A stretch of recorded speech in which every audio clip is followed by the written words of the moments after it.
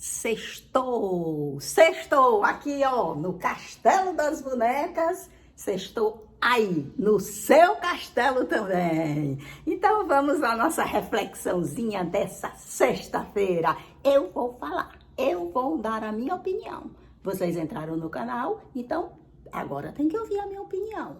Então vamos ler a historinha para eu poder falar sobre a historinha depois, conforme eu considero interpretar. Vamos lá. O Anel Mágico. Era uma vez uma abelha chamada Lali. Ela encontrou um lindo diamante que havia caído do céu. Lali adorava usar anéis, então fez um elegante anel com aquele diamante. Certa manhã, Lali apontou a mão para o céu e pensou que seria bom se chovesse, pois os dias estavam quentes demais.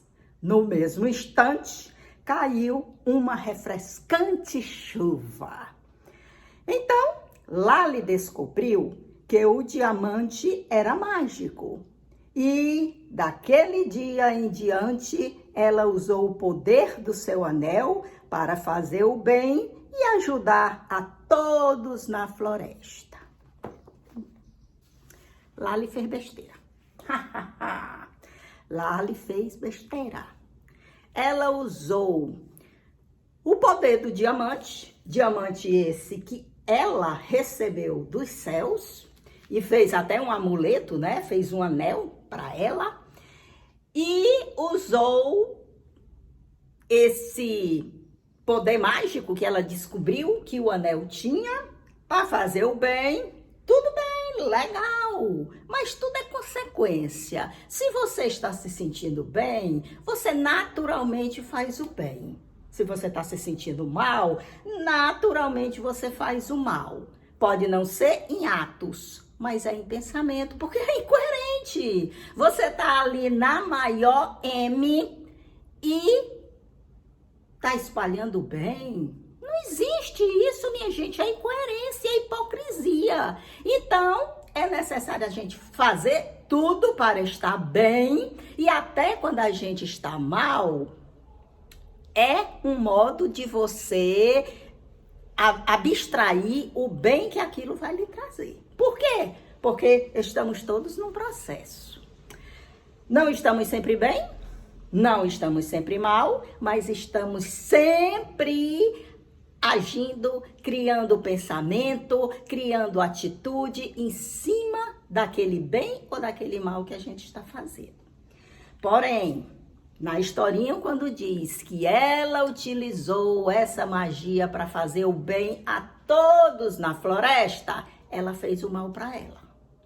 E aí eu vou explicar direitinho para vocês. Ela fez o mal para ela porque eu acabei de dizer para vocês que o bem é uma consequência. Você faz o bem para si e naturalmente você também segue fazendo o bem para o outro. E esse é o nosso grande problema. A gente parece que tem dificuldade de aceitar, se sentir merecedor da felicidade. É como se estivesse cometendo um grave erro, um pecado imperdoável. A gente está bem, a gente está se sentindo bem, a gente viver para satisfazer a gente, para trazer recursos de felicidade para a gente, para o nosso bem-estar. Então, no momento que a Lala tem oportunidade de usar aquela magia, ela bota os outros em primeiro lugar antes de pensar nela. Sinceramente, minha gente, eu não acredito que a gente, ser humano encarnado, a gente tenha condição para isso, não. A não ser aquela pessoa, aqueles escolhidos, digamos assim, que se desprendem de absolutamente tudo. Então, quando eles se desprendem de tudo, eles se sentem assim tão dissolvidos na natureza, dissolvidos no todo que eles deixam de existir, eles não pensam em si como um ser merecedor. Então, naturalmente, eles vivem somente para o outro. Mas isso tem que ser uma coisa natural, não pode ser uma coisa forçada. Porque a gente aprende que é bonitinho ser fraterno. Não, não é bonitinho, é hipocrisia. A gente já tá grandinho para perceber isso e deixar de ficar fazendo teatrinho de somos todos irmãos. Eu notei, porque eu sou muito preguiçosa. Eu reconheço para vocês, eu assumo, mas eu não me culpo não, eu sou preguiçosa e pronto. E eu tenho outras qualidades que suplantam essa de ser preguiçosa. Então, eu leio, sim, os comentários que são feitos, e nem são muitos, né? Eu leio os comentários, mas eu tenho preguiça de responder. E eu notei que no último vídeo que eu fiz, algumas pessoas comentaram a respeito da tristeza, da depressão, da melancolia que elas sentem, não é? E, pessoal, eu creio, com base mesmo só na minha experiência, na minha observação, na minha autocrítica, eu noto que muito dessa tristeza, dessa depressão, é por conta da gente mesmo, como a gente viu que a educação da historinha já estava ensinando da gente não pensar em si, a gente pensar primeiro no outro, né?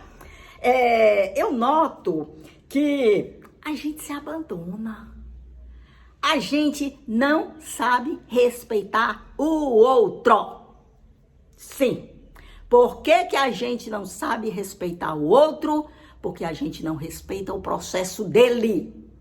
Se o outro está sofrendo, se o outro está passando por determinada coisa, se o outro escolheu um determinado destino para ele, era o processo dele e a gente só evolui através do nosso processo. O nosso processo é complicado da gente entender porque a gente dá muita atenção ao que a gente se tornou através da educação, através dos costumes sociais. Esse é um aspecto. Outro aspecto é o que a nossa alma, o nosso espírito considera como processo. Então, muitas vezes, a gente abafa pela aparência aquilo que é na nossa essência, certo?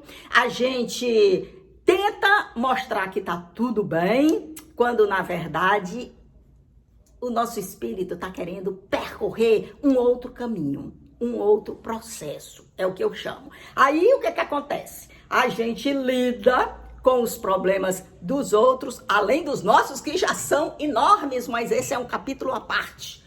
Estou falando mais na relação com o outro, porque muito da relação com o outro é aquilo que respinga na gente e termina fazendo mal a gente, certo? Pela nossa falta de educação, de querer carregar o que é do outro, de querer carregar o peso que é do outro, que o outro precisa para poder evoluir a partir desse peso, transformar. Além de ter que carregar nosso peso, a gente ainda se acha responsável pelo peso do outro e atrapalha todo o nosso processo, toda a nossa vida, todo o nosso caminho, o nosso percurso. Então, muitas vezes a gente toma para si, se culpa, se cobra, se esquece de si para se dedicar ao outro, como se estivesse pedindo desculpas ao outro, desculpa por eu não estar sofrendo o que você está sofrendo, para eu não estar tendo essas tristezas, para eu não estar tendo esse desespero, para eu não estar podendo evitar que você tome aquela decisão que você escolheu, com todo o direito. Você escolheu porque o percurso é seu, você escolhe o que seu espírito quer. Você pode até ser meu pai, minha mãe, meu marido, meu filho, meu irmão, seja lá o que for. Mas você é você, você tem seu percurso. A gente nem se conhecia antes de habitar essa carne. E quando desabitar a carne, possivelmente a gente também não vai mais se reencontrar. Porque cada um vai seguindo o seu processo. E a gente não tem nem capacidade de entender o que é isso na dimensão seguinte da carne. Não tem condição mesmo. Vamos deixar chegar lá pra gente entender, pra gente viver e entender.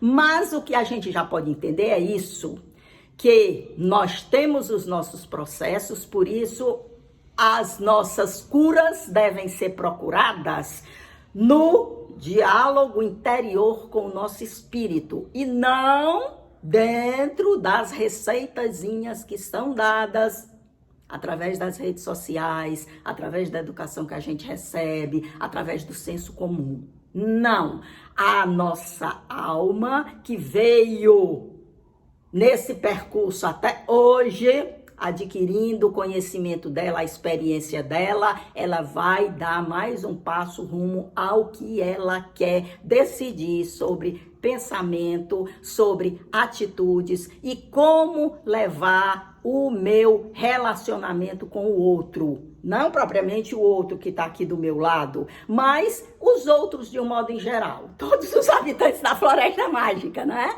Então, a gente se preocupando com a gente, automaticamente a gente já está fazendo o bem para o outro.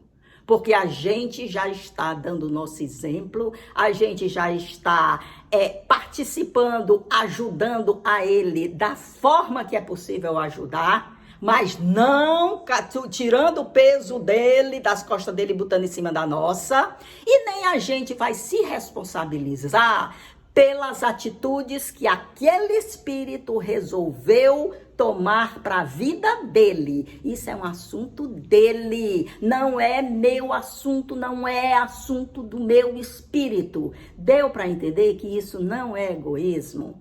Se eu tento tirar a carga dele e trazer para mim, eu estou atrapalhando o processo dele e eu estou atrapalhando o meu processo. Isso está empancando, ninguém está se desenvolvendo. Ele não está tendo experiência de descobrir sua fortaleza ou descobrir a convicção do que ele quer, do caminho que ele quer traçar para si. E eu também estou empancada sem poder fazer tomar as minhas decisões. O meu processo deveria estar andando, mas não, está paralisado. Entendeu? Nesse sentido que eu quero dizer que a gente precisa aprender a respeitar o outro. A gente precisa aprender a respeitar o processo individual de evolução de cada um, que só é exercitado através da sua experiência. A sua, eu tô do seu lado, mas eu não vou me culpar pelas suas dores, porque eu tenho as minhas. E as minhas são tão importantes quanto as suas, porque nós estamos numa rede que um vai influenciando o outro. É um sistema muito sutil que a gente não consegue discernir se a gente não se acostumar a refletir dentro de uma visão muito mais sutil, certo? Então, a gente, quando olha para o outro dentro dessa rede de sutileza da evolução do espírito, a gente não consegue nem ver parentesco. A gente entende que somos todos seres em experimentação. Rumo, possivelmente, a uma evolução cada vez maior, no sentido de simplificação e no sentido de ser mais para o todo, mas exige a evolução de cada um na sua individualidade. Essa evolução não pode ser atrapalhada pelo outro. Então, eu tenho as minhas tristezas, eu tenho as minhas depressões, eu tenho os meus limites e eu preciso trabalhar com eles. Você tem os seus e você precisa trabalhar com os seus. Aquele ali tem os dele e precisa trabalhar com o que é dele. Cada um no seu departamento, cada macaco no seu galho. Era essa, minha gente, a mensagem de hoje. Eu acredito que vocês entenderam o que eu quis passar para vocês, para que a gente não continue absorvendo as culpas que a sociedade silenciosamente imprime na gente e ficar sofrendo mais ainda do que o que é necessário para a gente tirar as nossas conclusões e permanecer de pé. Ainda que algumas vezes a gente esteja sem força, ainda que algumas vezes a gente esteja em desespero, ainda que algumas vezes a gente queira acabar com tudo, não acredite em mais nada, esteja cansada de tudo. Tudo isso faz parte. Tanto é que quando muda, porque sempre muda, né? A vida é muito dinâmica, né? Hoje eu tô um bagaço, amanhã eu já tô em pé fazendo planos.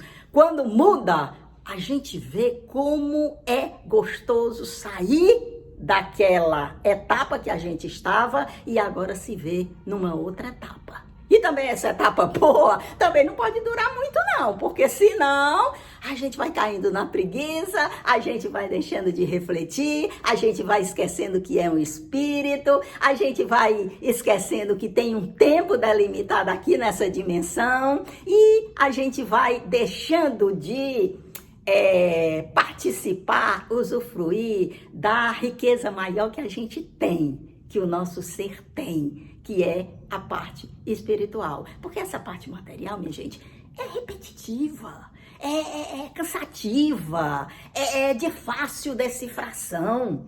A gente sabe das nossas necessidades, que são o quê? Meia dúzia dentro da carne. O resto é esse bordado que a sociedade inventa para poder ganhar dinheiro em cima da gente. Mas as nossas necessidades materiais são muito reduzidas. Agora, as necessidades do espírito são múltiplas, riquíssimas, são feito esse diamante que caiu do céu e que a gente tem mais é que fazer um anelzinho e participar dessa riqueza, participar desse brilho que essa pedra produz e que é capaz de iluminar a nossa vida. Era essa a mensagem dessa sexta-feira e fiquem com um grande abraço, desejando um ótimo final de semana e até segunda-feira.